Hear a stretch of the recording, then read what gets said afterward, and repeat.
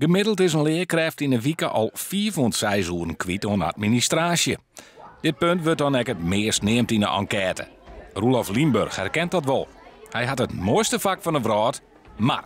Het minder leuke zit erin dat je heel vaak denkt dat ik denk, wat had dit mij het dagelijks werk te meidje? Ben je beter van wat ik doe? Ken ik mijn tijd net beter broeken? Want er zijn zo volle dingen die je dwaan willen, maar die je net aan tak komen om de omballingen die er al keer omheen zitten. De druk is heeg. Gewoon leerkrachten dreigen jou met acties als er na de kabinetsformatie niet verhoort. Dit is wat er op het bordje van de leerkracht leidt. Naast het lesjaan komt er een hulprot erbij. Wij moeten de band opvoeden. Al mankementen werd men in de maatschappij aanrent. Wij moeten handelingsplan maken, een mooie groepsplan maken.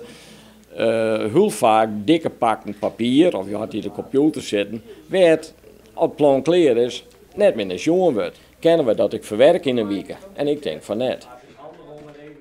Je wil zo volle mogelijk oren dingen met de band waan, die meer weet wat mij bij ben bereiken kennen. Je wil meer tariering aan de lessen voorbereiden. Je wil proefjes doen met de band. Je wil meer activiteiten doen.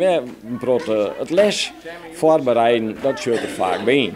De oplossing is eigenlijk simpel, zo zei Limburg. De klassen moeten lietser. Iedereen kan wel bedenken hoe meer ben. Je kan gewoon de tijd verdelen door het aantal ben. Iedereen had recht op tijd. Nou, iemand die er een beetje moeite mee leren had, die kost het wat meer tijd dan iemand werd het vanzelfsprekend gaat. Maar iemand werd het vanzelfsprekend gaat, had ik recht op meer.